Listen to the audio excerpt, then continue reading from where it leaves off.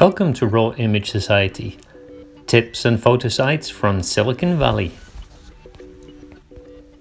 So where is Silicon Valley? Silicon Valley is actually a nickname for the southern portion of the San Francisco Bay Area.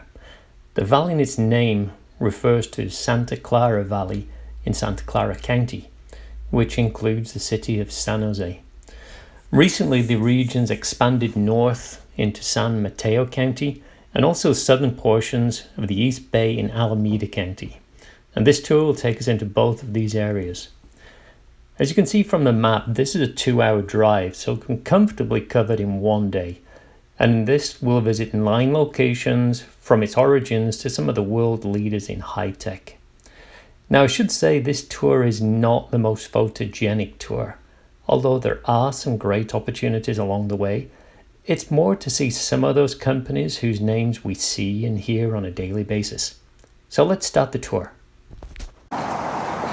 First stop on our tour of Silicon Valley is to eBay. And the company was founded in 1995 by French-born Iranian-American computer programmer Pierre Omidyar. Started the company as Auction Web, and the first thing he sold was a laser pointer. It's not the dispenser that everybody claims. The laser pointer was actually broken, but he still sold it for over $14. I think he then sold the company for $3 billion, so not a bad investment. So eBay's our first stop. Now on to our second. Intel Corporation is an American technology company headquartered in Santa Clara. It was founded by Gordon Moore, well known in the industry for his Moore's Law, and Robert Noyce.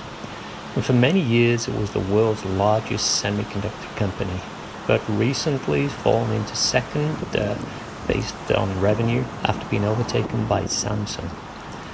Its primary revenue comes from microprocessors found in most personal computers.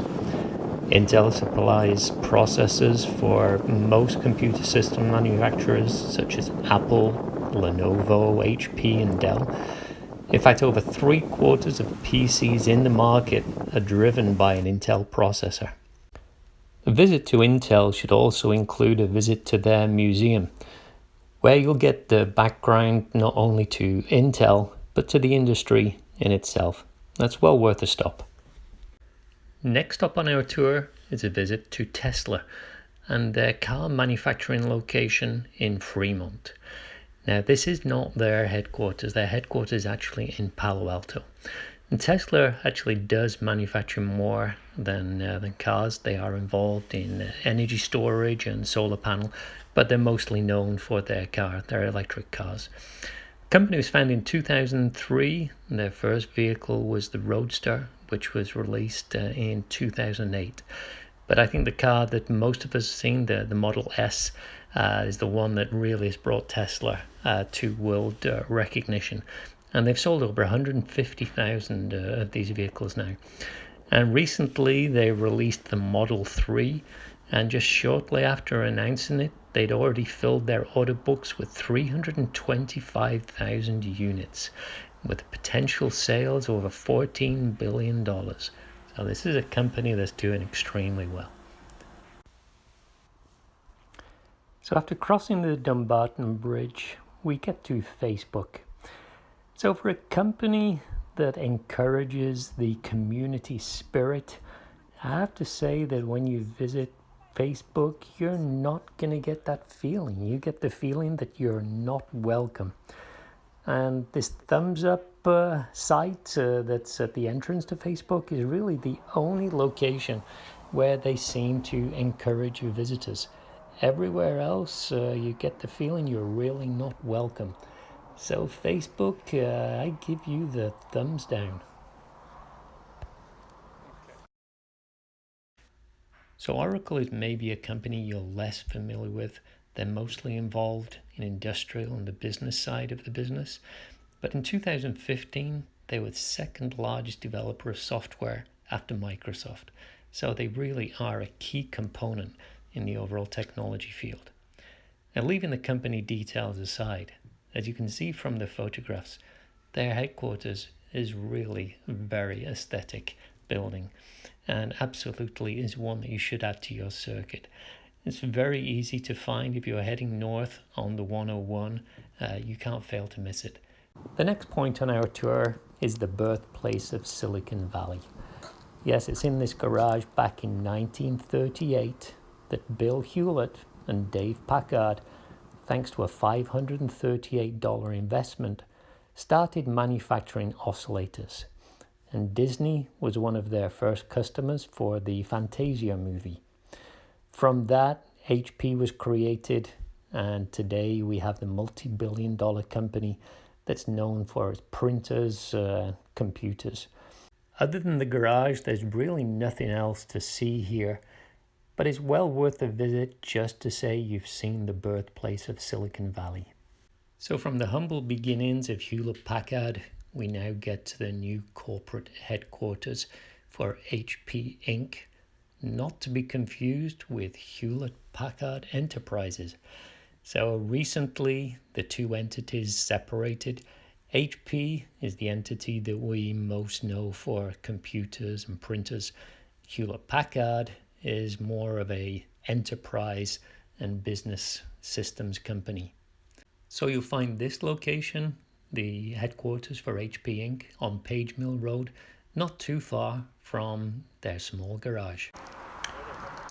So we're almost at the end of our tour, and I would say we've saved the best till last, except there's one more company to come. But Google truly embraces visitors and their family. You can visit both the Android headquarters and Googleplex, and as you're walking around, you'll see plenty of photo opportunities. They really do encourage that you leave there with some good photographic souvenirs. So there's plenty of photo opportunities, and again, visitors really feel welcome. Just some background on the company.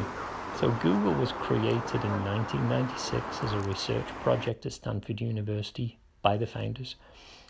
The company itself was created in 1998. In 1999, they went to see the CEO of Excite and offered the company for $750,000, and he refused. 5 years later, the company went public for $23 billion, and 10 years later, it was valued at $397 billion. So the company could have been acquired for $750,000. What a regret. So the last stop on our tour of Silicon Valley takes us to the most valuable company in the world, Apple. Of course, they're also known as being one of the most secretive. So it shouldn't come as too much of a surprise when visiting their new headquarters, called the Spaceship, that really there's very little that you're going to see. Most of the building is well concealed behind fences, behind trees. So the only thing that they do in fact encourage is a visit to their shop. I think that's such a pity because the building itself looks an amazing piece of architecture. Now it is still under construction, so maybe once they've finished, maybe there will be some access points where we can get to appreciate what they finished here. So if you want a photograph with the Apple logo, you can go to their existing headquarters, which is only 1 mile from the current construction. But I should note that this photograph here, the logo, it's in the middle of the driveway. With a number of visitors coming and going from Apple, just pay attention to the vehicles around you. So that concludes the trip of Silicon Valley. Now, I did say at the start this could be done in one day. That actually may be a bit of a rush. 2 afternoons would be far more comfortable.